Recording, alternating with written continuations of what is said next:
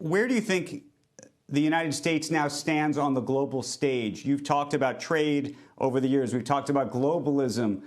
We've talked about where the U.S. plays in all of that, the idea of a splinter net, two internets in the future. Does that change now? I don't think so. I think it's stasis. I mean, it certainly doesn't get better.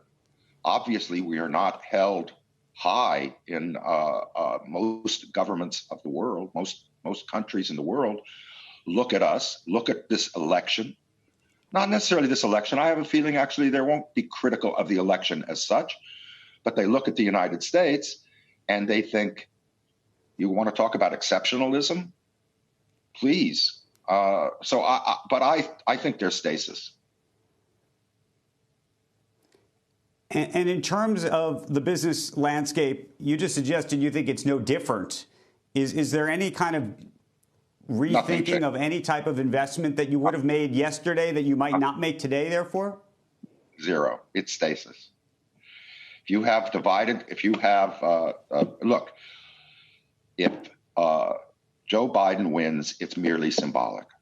I think, by the way, it's good symbolic, because what I do think, and maybe it'll happen, you know, maybe what we all should do is say to Mr. Trump, is we should say, okay, if he wins, you won. You have no more voting in your life, one presumes. Try, please try to then now, because you have no reason anymore, forget division. You don't need to scream. You don't need to tweet. You don't need to do anything.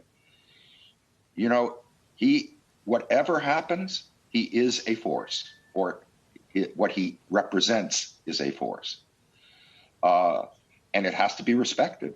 Otherwise, I mean, and maybe in respecting it, he will fight less. Maybe the country can, in the next years, move itself somewhat, you know, just gravitationally together, if in fact he doesn't think that he has to have the tactics that he's used over the last 4 years. Maybe. That's my hope.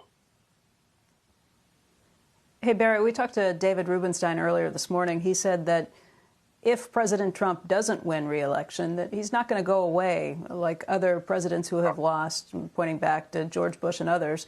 He said he still represents a huge force, like you did, and that he anticipates he would be very vocal in that if he doesn't win this election, he still could run for re-election in 4 years.